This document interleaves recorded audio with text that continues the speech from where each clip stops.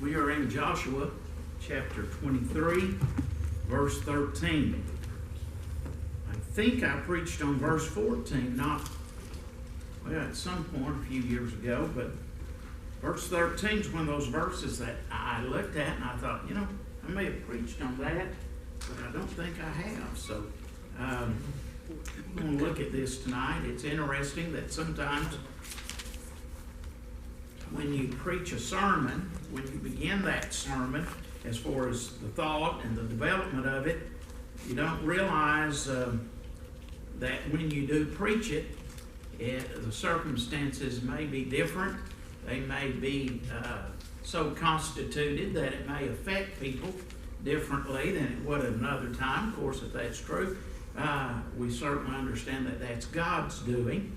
And tonight, I want to talk to you about what should have been gone remains. In Joshua chapter 23, I want to read verse 11 and 12 and then read verse 13, because really verse 13 is the conclusion of verse 12. But all of this really builds on verse 11 too. Joshua says in verse 11, "Take good heed, therefore, unto yourselves, that ye love the Lord your God." Let me just stop there and say that in our thinking, we think we just love God.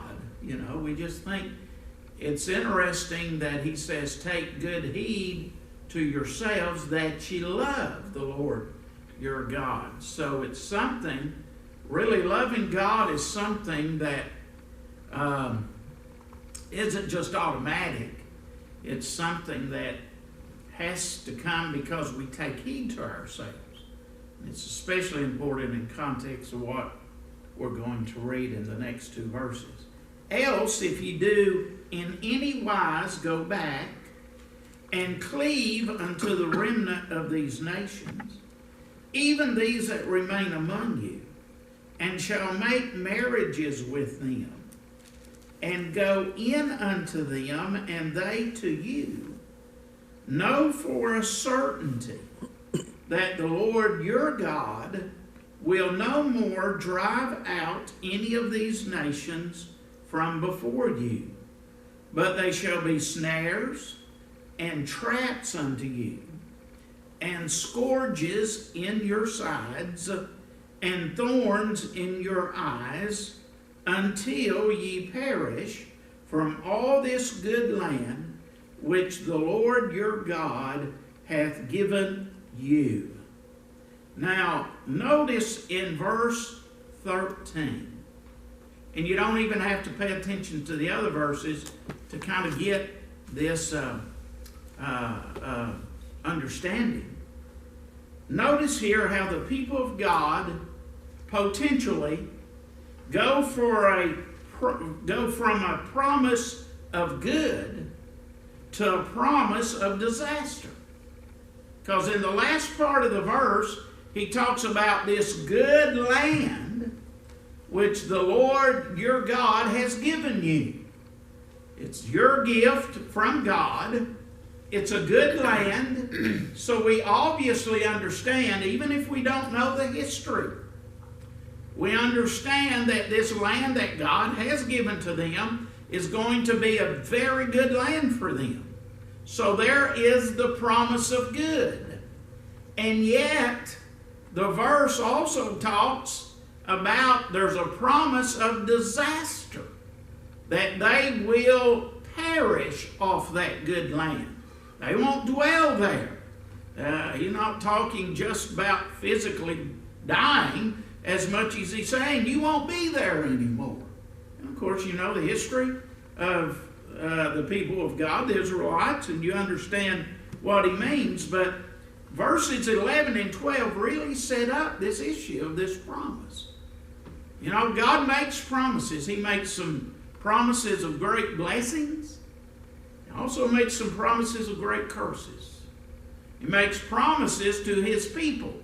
both of good things and things that will benefit them and things that will challenge them and cause them much heartache if they're not obedient to God. So in that context, we go back to verses 11 and 12. Take heed to yourselves that you love the Lord your God. And then in verse 12, he tells you how to take heed by telling them what not to do. He says, don't go into the remnant of the nations that remain among you and start intermingling with them. Don't marry them. Don't intertwine yourself with them. Don't get mixed up in relationships with them. Why? Because it's not God's will that his people intermingle with the world like that. And what we see here is that when that happens, then the people of God are the ones who bear the burden of it. How that world deals with it, how it affects them, that's a different story. But this whole verse, our text, is about how it affects the people of God. So when we intertwine with the world, and I don't mean just being acquaintance with them.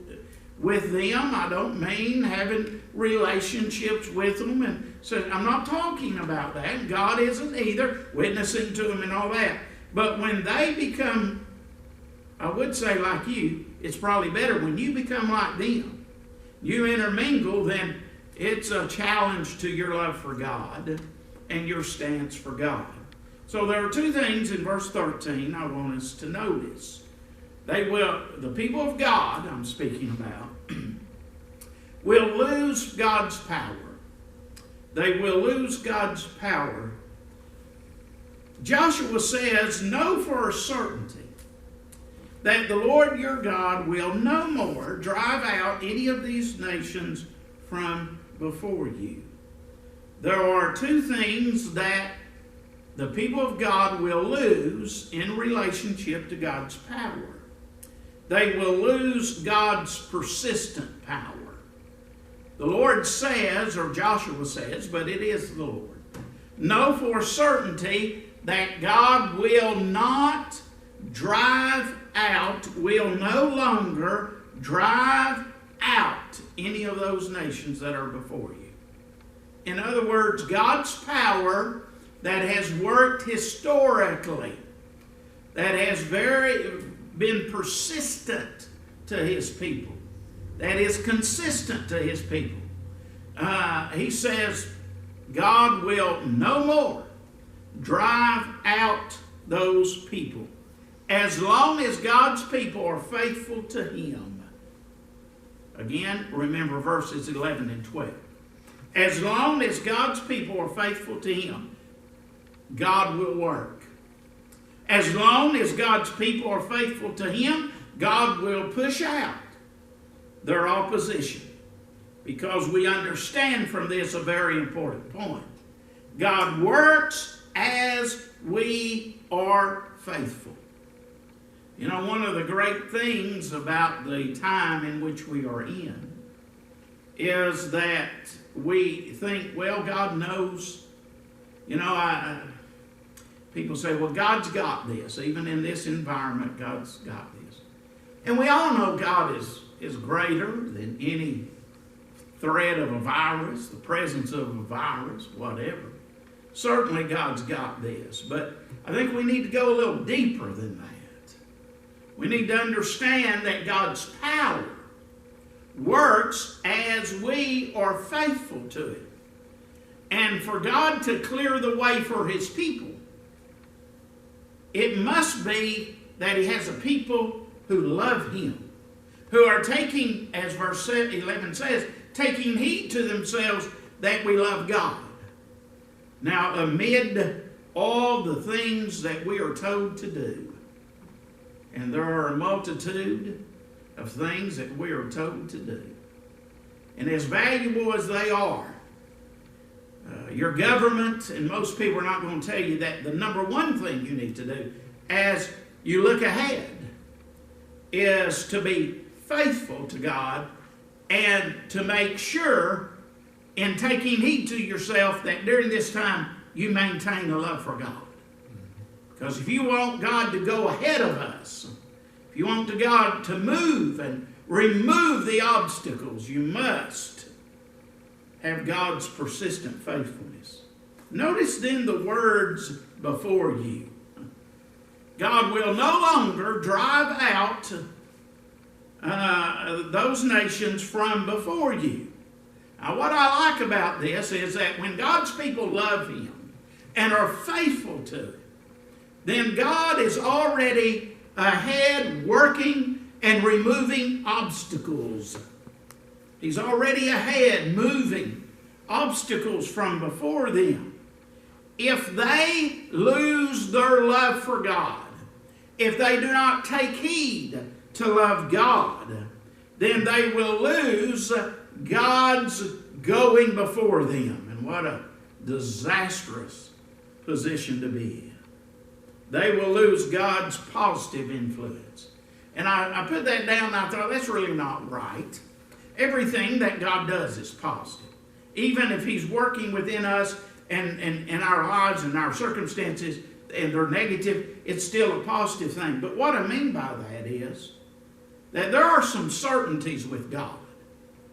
And you and I we should want, to live our lives taking heed to love Him and to serve Him, so that the certainty of what God is going to do for us is that which is beneficial to us and helps us, and we can see how He's blessing. In other words, we want Him to be working before us and removing that which is opposed to us, and most of all to Him. That's what we want.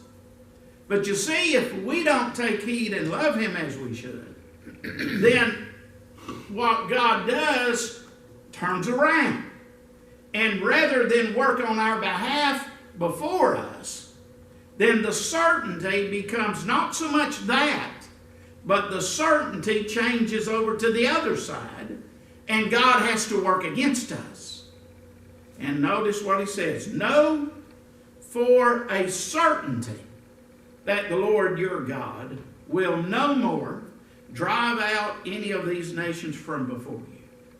You see, sometimes God's power is exercised in the greatest capacity by Him not doing something.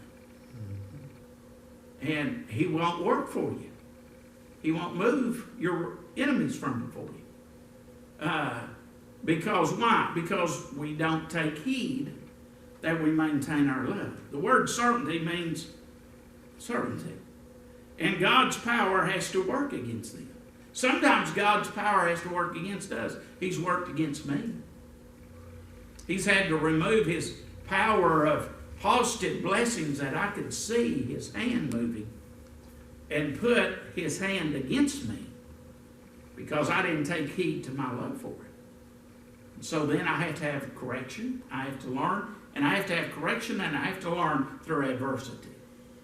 And certainly for them, they lose God's power. Second thing is they lose God's protection. Notice three things about these phrases in verse 13. He says that God will no more drive your enemies out from before you, but they shall be snares and traps, scourges in your sides, and he says thorns in your eyes. Now they won't be that if you take heed to love Him, but when you start losing your heed of loving Him, then you're going to begin to see how the opposition to God, the world, begins slowly but surely to be that which affects you. Because you see, God's taking His hand away from how the world is able to affect you, because you and I have taken off our hand from letting ourselves be affected by the love of God. So there's three things. Number one, they are paralyzed. A trap a snare does that very thing. They will become entrapped by the intermingling with the world. It becomes such that they are paralyzed with God with God and to God. They're incapable of spiritual movement and spiritual activity, and they see no blessings.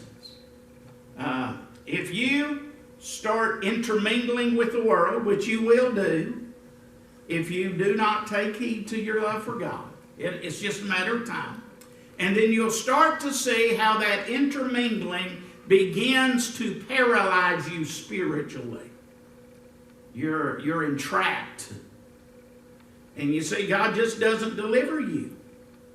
He doesn't just come and you just kind of fell into the trap. He immediately releases it and you get up and you ache a little bit, but you go on, everything's fine in a little bit. That doesn't happen. You become paralyzed spiritually when you start intermingling with the world, because you and I have chosen to not keep ourselves in our love for God. We've not fed it and we've not nurtured it and such as that. And just a matter of time before you get spiritually paralyzed. You know, I can say this in my own life, and I can say it from the testimony of many others. If you don't take heed to your love for God, you will go from a prayer warrior who has great intercession with the Lord, has great fellowship with the Lord, and you'll start getting entrapped because you're not taking heed to your love for God, and you'll start getting entrapped, and you'll get paralyzed because you can't move spiritually, and before you know it, you really won't know how to pray. Now, I'm not talking about using the forms that we use. I'm not talking about traditional. I'm talking about the unction. You just get spiritually paralyzed. And maybe, and this is a good thing, maybe it hits you, man, I used to know how to pray. I used to love to pray. I used to not like to hear people say traditional prayers because I thought, oh, I wish they knew what real unction was and really pour your heart out, and you know, your phrases change and the intensity and all that, and before you know it, you're just like them because you're paralyzed spiritually in the snare and the trap. Secondly, they are punctuated. In other words, he says that in the passage, he says they will be scourges in your side, and that means they'll whip you. And what he's using is the figure of the whip to the side, but what he's saying is they will wound you. You know, you didn't feed your love for God, you didn't take heed to it, and you stay in the world and you intermingle with them and such as that, and before you know it, they start wounding you. And usually those wounds are open. Those are open wounds. And boy, you got a piece of trouble if you got a wound that won't heal up. Well, this wound doesn't heal because the healing comes from God. But see, you didn't take heed to your love for God, so now the world's wounded you, and they don't heal you. They don't care. They can't, but they don't know how. And so you have this wound, and you can't. It can't be healed. The people of God are wounded by and in their walk in with the Word. It just happens. And then thirdly, they're pained. The thorn in the eye, I can't imagine. One of the most sensitive areas of your body is the eye. And you know how it is when you get something in your eye and it starts affecting you and it gets infected. And when you get pain in the eye, it hurts. And then it not only hurts, but it affects your vision. So if you don't take heed in your love for God, eventually, as you intermingle with the world, they're going to hurt you.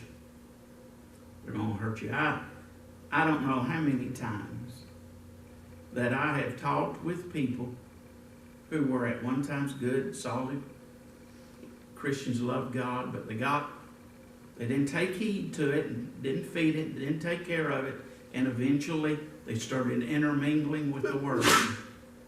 And the world was a thorn in their eyes. Gave them great pain and hurt. Whether it was intermarriage, interrelationships, whatever it was, after a while, over a few weeks, months, maybe sometimes years, it began to bring great pain to them and great hurt. And it clouded their perception. I remember visiting with a teenager one time who was just, when I first knew that teenager, they were just on fire for God and stuff. And, you know, they started hanging out, as we call it, with the wrong crowd, at least with a crowd that didn't encourage their spiritual life.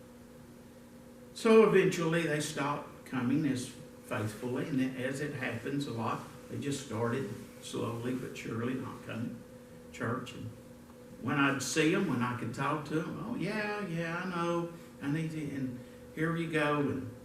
But they never came back while I was there. Wasn't too many more years later that teenager had been through 2 or 3 marriages, had a baby out of wedlock. I mean, here you go. And then I saw them later, and they said, you need to pray for me. And I said, sure, what is it? Man, something happened in my life not too long ago, and I look back and I see how much pain I caused myself. And as they put it, hanging out with the wrong people. But really, as happens with all of us, it doesn't matter if you're 6, 16, or 60. You got to take heed to your love for God. That's not just a thing that you do at certain periods of your life, certain stages of your life. That's something you got to do all the time. Doesn't matter if you're young or old. Your dedication to God and your love for Him, all the things we've talked about, it can go off track. So they were pained, and they couldn't see it. Couldn't see that came from the Lord. Now I want you to notice one thing as we conclude. Notice what he says. They'll pain you. Well, they'll paralyze you, punctuate you. They'll pain you. And then he says, until ye perish from off the good land. Now notice he didn't say that you perish, you die. He said you perish off the good land. In other words, it won't be yours anymore. Now you think, and I want you to think about this. What does God have for you and I? That he wants to give us in the good land that he promises us, that we can experience. But what will be denied us if we don't maintain our love for him? There's just no telling. There's just no telling. So we need to be mindful of what should have been gone remains when we don't feed and heed ourselves to the love of God. Let's pray. Father, thank you for your word. Thank you for these who have come out tonight. Bless our study tonight. Help us to spiritually be aware of our need to maintain our love for you. In this time, in this hour in which we live, Father, help us to not consume so much information and give our attention to so many things that we neglect to feed our love for you. Father, help us to realize what great usefulness we can be in this hour if we are mindful to our love and your desires for us. Work upon our hearts, work in the midst of our church, and help us, Father, to show Christ For it's in His name that we do pray. Amen. All right.